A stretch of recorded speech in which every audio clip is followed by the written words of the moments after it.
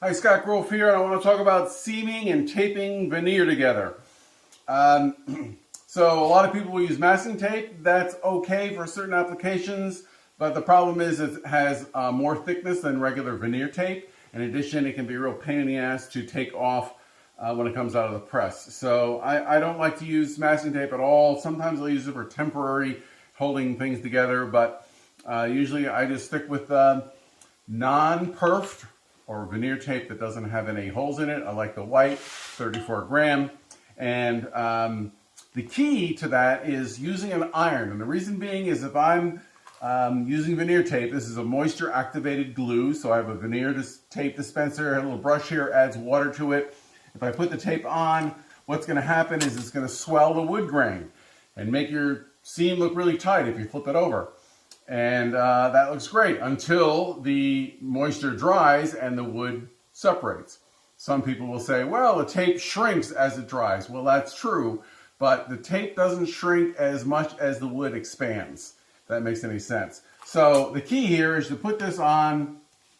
I put my tape on, and at this point, if I didn't iron it, I could still pull the seam apart. It's still sticky until it dries. So now I gotta wait, and if there's tension and I'm trying to hold this together, it would be a problem. So I use an iron. I just hit the tip I hit the tape with the tip of the iron. Say that 3 times fast. I also take my iron and I grind off a sharp point, make it kind of round and smooth so I can't damage the veneer. What that does is drives the excess moisture out of the veneer tape and the veneer. It sets the tape and now it's strong and it's holding and I can continue working. How I typically like to work is kind of go every, 6 inches, 12 inches. It really depends on how gnarly the veneer is.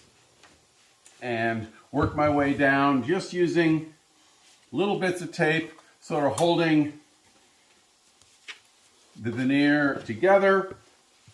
I'm also using just the tip. I'm not ironing the veneer back here, so I'm not putting excess heat and warping or drying out the veneer back here. Once I got, a couple feet, I can draw one long piece of veneer tape out and again use the veneer iron or just an iron to dry that and set that tape and I'm good to go. So that is nice and strong.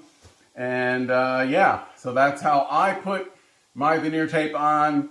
If you want to know more information about veneering, you can check out Imagine Woodworking on my Veneer Me Crazy series. I've got 12 episodes, everything you want to know about veneer. I've also written a book, Advanced Veneering and Alternative Techniques, also available at Imagine Woodworking or Schiffer Publications.